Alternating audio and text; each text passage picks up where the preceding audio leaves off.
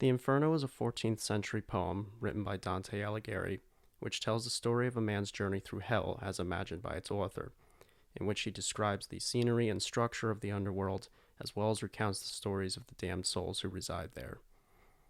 At the start of the poem, we find Dante lost in a dark forest, unable to find his way.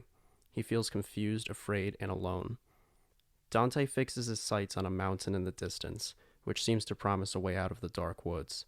However, Dante is accosted by three beasts, a leopard, a lion, and a wolf, each of whom prevent him from reaching even the base of the mountain. Just as Dante is about to give up all hope of finding his way out of the woods, a spirit appears before him. The spirit is that of Virgil, a famous poet from ancient Rome and one of Dante's literary heroes. Virgil explains that he has been summoned from the underworld to help Dante.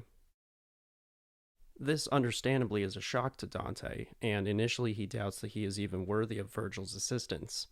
Virgil assures him that his appearance is not by chance. Instead, Virgil explains, God himself has elected to give Dante a second chance at life, to turn away from the path he is on and return to the path of righteousness.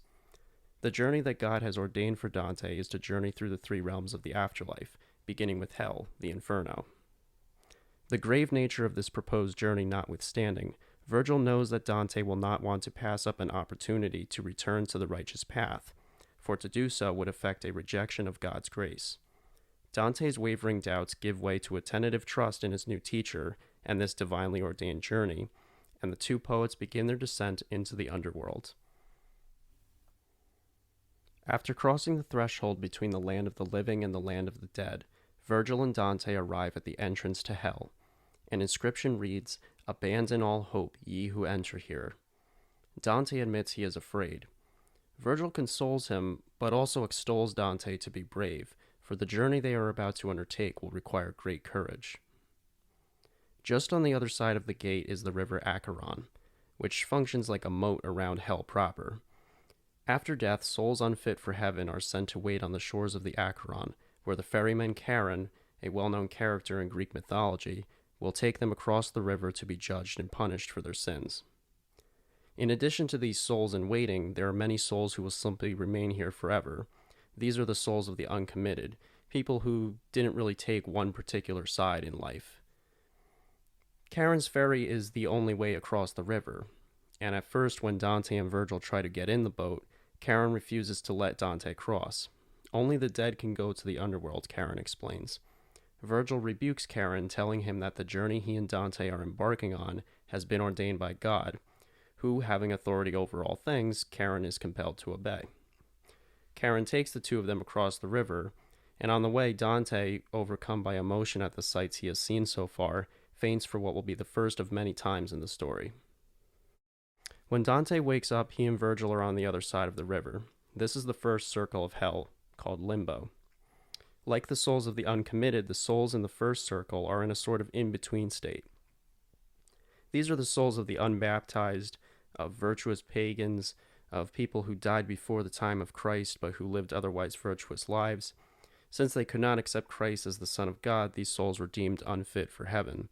But since they lived otherwise virtuous lives, they also weren't fit for the more brutal depths of hell either.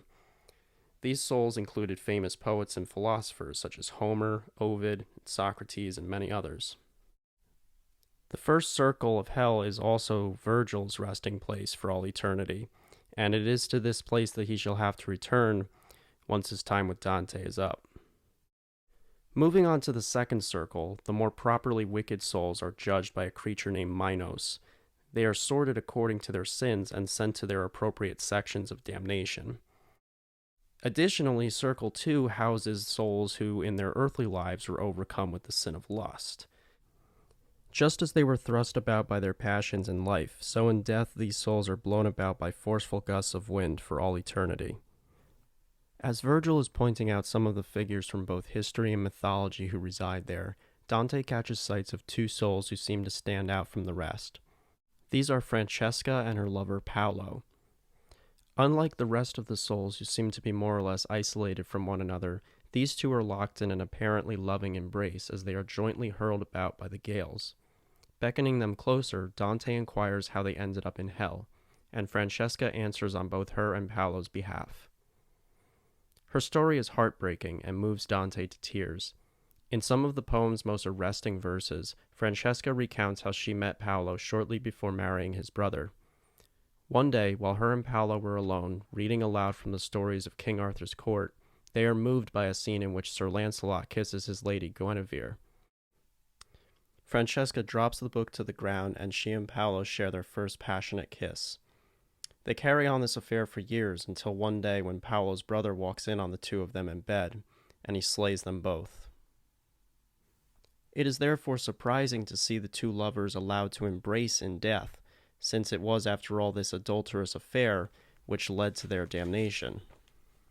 As it turns out, this is actually part of their punishment. As Francesca explains, there is no greater sorrow than to be mindful of the happy time in misery. Since they can never reclaim the happiness that they once had, all they have are memories.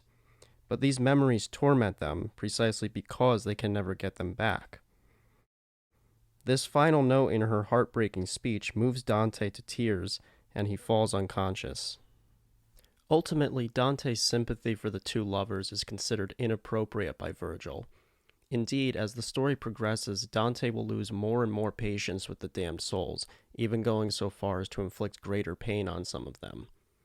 But for most readers, the story of Francesca and Paolo likely strikes a chord, and it is arguably one of the most emotionally resonant scenes in the poem.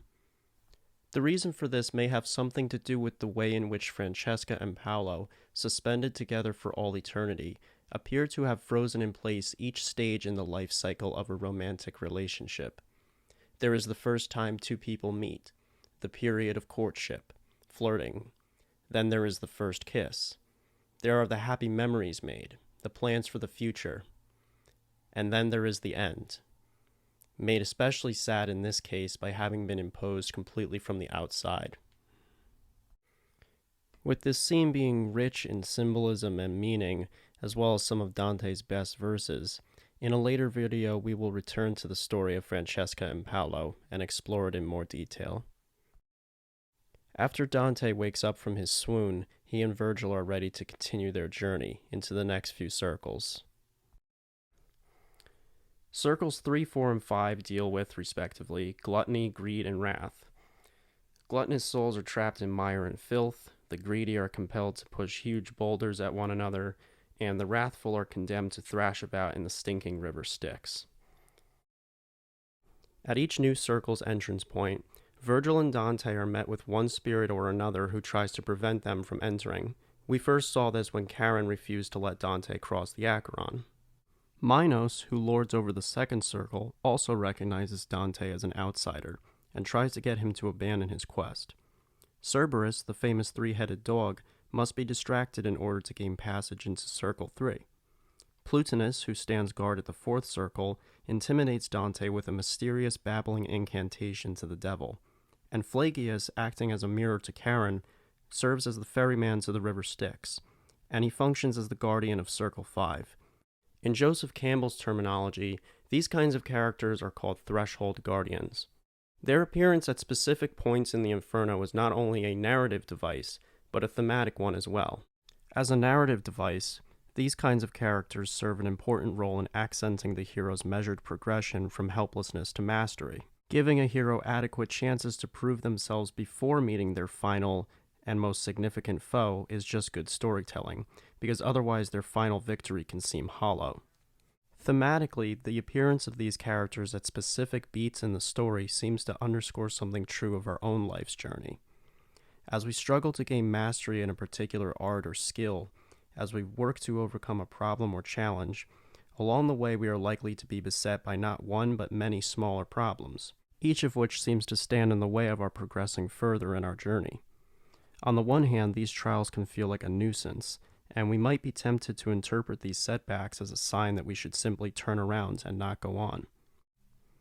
On the other hand, these smaller scale challenges or obstacles can actually sharpen us, can be seen as opportunities to hone our skills, and can actually provide us lessons which we will need the further along we advance in our journey. Not only does the Inferno have many of these characters, but their strategic placement at precise beats in the story makes each of them quite interesting, And we'll return to this notion of a threshold guardian archetype and the way it functions in the Inferno as an allegory for the human journey in a later video in more detail.